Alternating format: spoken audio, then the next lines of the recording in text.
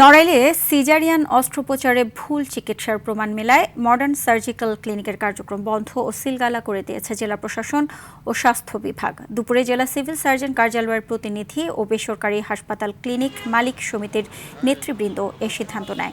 গত 4 জুলাই এক প্রসূতি মায়ের অপারেশনের পরে পেটের ভেতরে নারীর অংশ রেখেই সেলাই দেওয়ার অভিযোগ উঠে চিকিৎসক ডাক্তার সুব্রত কুমারের বিরুদ্ধে।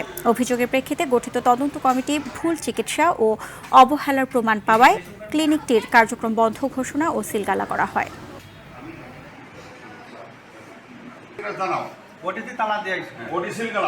আমরা এসে দেখেছি যে এখানে আপনার লেবার রুম নেই, পোস্ট অপারেটিভ রুম নেই, এবং আমরা এসে যখন আমরা পরিদর্শন করি তখন কোনো চিকিৎসক, রেজিস্টার্ড চিকিৎসক এবং রেজিস্টার্ড নার্সের কোনো সন্ধান আমরা পাইনি এবং কাউকে উপস্থিত আমরা পাইনি। মডার্ন সার্জিক্যাল ক্লিনিকের যে আপনার অপারেশন থিয়েটার, সেটা আমরা সিলগালা করেছি, আমরা তালা দেওয়ার ব্যবস্থা করেছি।